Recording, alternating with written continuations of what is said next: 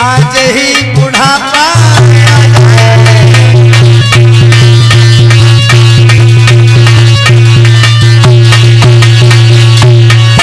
रह जाए मौत की सख्त तुम्हें आज ही बुढ़ापा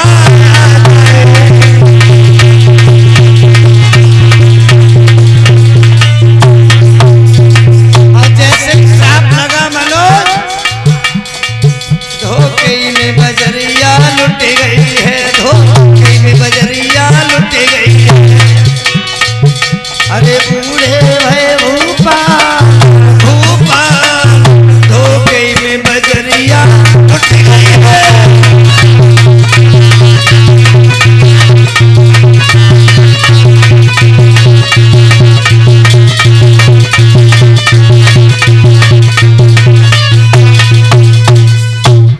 जैसे ही श्राप लगा महाराज बूढ़े हो गए दांत उखड़ गए हैं गाल पिचक गए आंखें अंदर ठस गई हैं और मुंह हो गया महाराज का लंगूर की तरह और जब बुढ़ापा आ जाए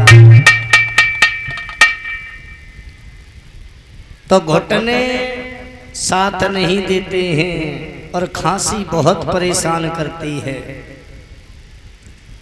ये बुढ़ापा ऐसा है एक बार आता है साथ छोड़ता ही नहीं पकड़े ही रहता है। वैसे मेरी नजर में सबसे ज्यादा अच्छा बुढ़ापा है क्योंकि कम से कम साथ तो देता है। बचपन आया कब चला गया पता ही नहीं चला। लोग जवानी में पड़ गए बचपन मालूम ही नहीं पड़ा तब तक जवानी आ गई और जवानी जब आई तो जवानी के तुर्रा में ऐसे भूले कभी मन में विचार ही नहीं आया कि बुढ़ापा हम पे भी आएगा। जवानी में कभी किसने सोचा है कि बुढ़ापा कभी हम पे भी आएगा। तब तो ये लगता है कि जैसे हैं ऐसे ही रहेंगे। लेकिन परिवार के भरण पोषण में और जवानी के गुरूर में समय का पता ही नहीं चला तब तक बुढ़ापा आ गया।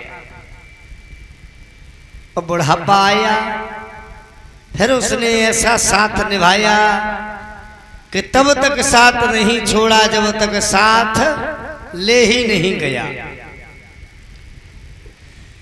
महाराज जब वृद्ध हो गए हैं देवयानी काफी दिनों तक पिता के घर पे रुकी।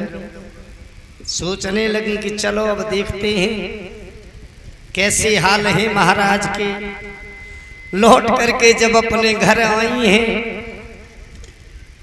देखा तो महाराज लाठी हाथ में लेके राजभवन के कोने पे बैठे हुए थे दरवाजे के पे। देवयानी ने देखा कहा महाराज कहो कैसे हाल है। कहने लगे अब हाल कहाँ है अब तो पहिया बाकी है। हाल तो उतर गई और तुम व्यर्थ में चली आई। अब एक काम करो एक चक्कर दरवाजे पे से फिर चली जाओ मायके। अब की बार लौट के आना तो शुक्राचार्य जी पे से कफन और लेती आना। देवयानी कहने लगी हमने कहा ये थोड़ी नहीं कहा था कि तुम उन्हें बूढ़ा कर देना। अरे कोई श्राप दे देते। ये थोड़ी नहीं कहा था कि उन्हें बुढ़ा बना दो। मेरा जीवन कैसे कटेगा।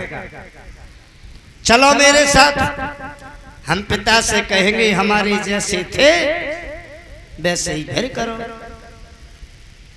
शुक्राचार्य जी भी आस करने लगे कि शायद ब्राह्मण देवता पिघल जाए।